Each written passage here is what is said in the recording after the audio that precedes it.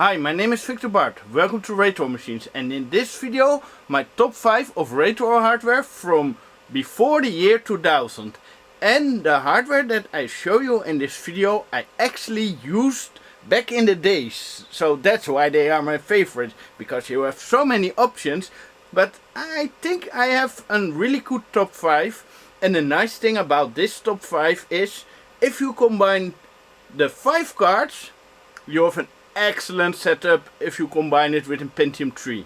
And if you want to make your own PCBs, here's a message from my sponsor. This video is sponsored by my long-term sponsor PCBway. If you want your circuit board designed, realized and printed, you should check out PCBway. Starting prices as low as $5 for a 1 or 2 layer design. PCBway not only prints your PCB but also assembles your PCB. Check out the PCB assembly service. Place your order now, links in the description. Number 5.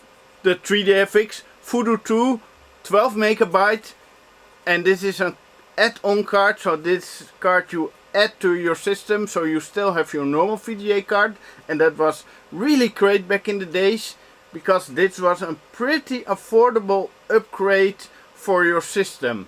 And I got this similar one. This is in Helios, and I also got an Helios back in I think 1998 or the end of 97 on the HCC dagen.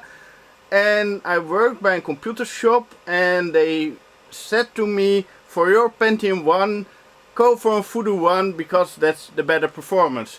So I was getting the Foodo 2, of course, because why listen to your colleagues that have a lot of experience and just go for the real deal. I never have any regrets that I went for the Foodo 2 instead of the Foodo 1. Because this card is amazing, and the first time when you play a 3D game from software mode to 3DFX hardware mode, that's an experience you never will forget. This was such an amazing experience that you never gonna experience something like that nowadays, because everything runs 3D stuff now. And you can add 2 cards in one system with the SLI bridge for more performance. Only why this is on place 5 is that I don't really like them under Windows 2000. And Windows 2000 is my favorite operating system for old computers. And the Foodo 2s aren't so great with the drivers there.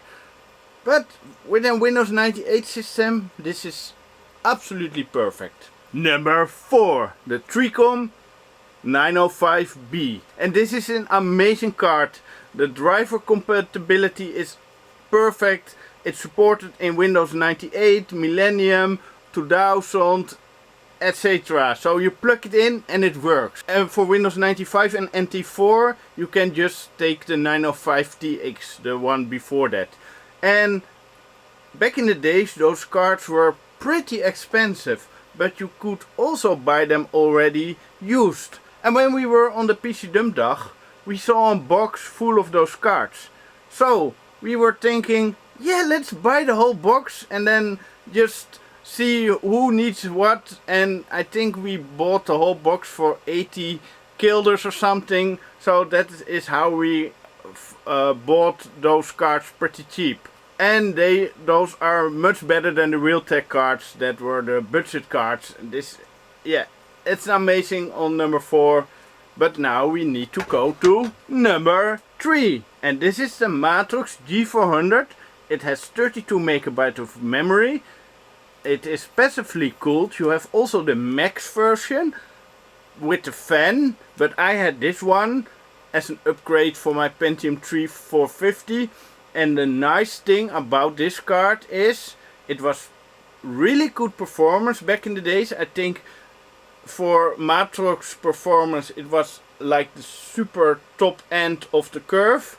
It was like on the same line as the Foodo 3 3000 and the Riva TNT1 and the TNT2, and it was just amazing. But the advantage of this card was the image quality was the best, and dual monitor. That was one of the first consumer cards that you easily could buy with good drivers and good compatibility with a dual monitor. So you really need to find a card like this for in your collection and play with it. But the G400 and especially the G400 Max are probably more expensive. So if you want to experience this card, go for the Matrox G400 or the G500. I think you can buy them dirt cheap because no one cares about those cards, but they perform the same as this one. And it has an HP slot, and yeah, this is just amazing on number 3.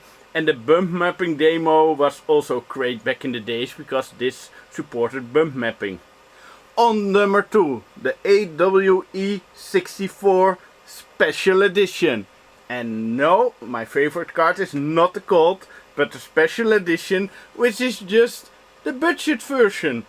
But this card has a special place in my heart because this was the first hardware that I bought brand new. Also on the PC Dump Dag, I think I bought it in 1997. The first time that you hear the MIDI of this card, amazing. You have the demo in the drivers that already sounds so great and so big. And then you start Duke Nukem 3D. And the Duke Nukem 3D sound, the MIDIs on this card, it's amazing. And that's why I'm the Sound Blaster boy, because I experienced all the games on this card and it's just an amazing card. And the model is the CT4520. I think you still can get them for a decent price. So don't all rush to eBay to get them, because then the price will spike. But a card like this is really great. And also why I prefer this one over the AWE64 Gold is this has the normal audio plug, so you can easily plug a speaker set. And the Gold version has the RCA out, so you need to have extra cables. So yeah, that's why I prefer this one on number 2. But before we go to number 1, PCBway has an exciting new service, full color printing on PCBs. So now you can combine your PCB design with some beautiful art. For more information, follow the link in the description. And let me know in the comments what is your favorite hardware from like 1997 to 2000, 2001. So set that time period so we can compare our favorites. And maybe you can try to make a combination of 5 cards that can be actually in a system. That would be interesting. And now comes number 1. But actually I'm not showing the right card because I couldn't find it. I think that I put them all in systems because they are perfect for Pentium Pros, Pentium 2s, early Pentium 3s. Because this is the Adaptec 2940 Ultra Wide. Actually this is a 2944 from Dell. That's a way different card. But the layout is the same, so I can still tell about this card because it has 8 6-pin external. It's a single channel card, so it also has 8 6-pin internal and a 50-pin internal. And this card was perfect for your CD writer setup from Plex Store, or an 18 GB 10,000 RPM SCSI hard drive was really solid on this card, because if you use a SCSI card it is less demanding on your CPU. And I forget where I got my first Adaptec 2940. I think I bought it used for not that much. And in my Pentium 3 I had an Adaptec 2904 with Autumn BIOS for my CD-ROM player, and that was really a big hassle with driver floppies to boot off the CD. And the advantage of this card is, if you use a SCSI CD-ROM player on this card, you put it in any system with a PCI slot that can boot the SCSI hard drives, then you can also boot the SCSI CD-ROM player. So if you have like a DEC Multia and you put an Adaptec 2040 in it, probably not the big one but the smaller one, you can use an external CD-ROM player and boot it from CD. and normally it's not supported, the booting from CD. So this is a really handy card, and also the driver support is amazing. The drivers are built in Windows NT, 98, 2000, Millennium, XP, etc. Maybe even in Windows 95, but I'm not sure because I didn't use Windows 95 for a long time.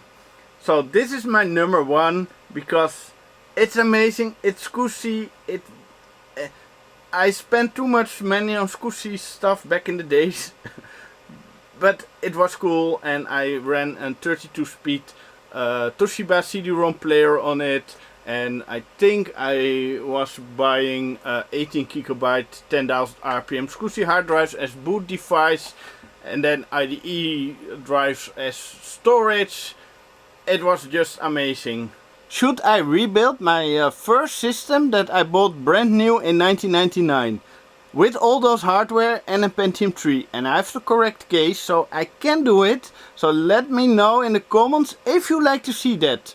If you like to support me, you can support me monthly on Patreon and get access to my awesome Discord server, or use my Amazon affiliated links.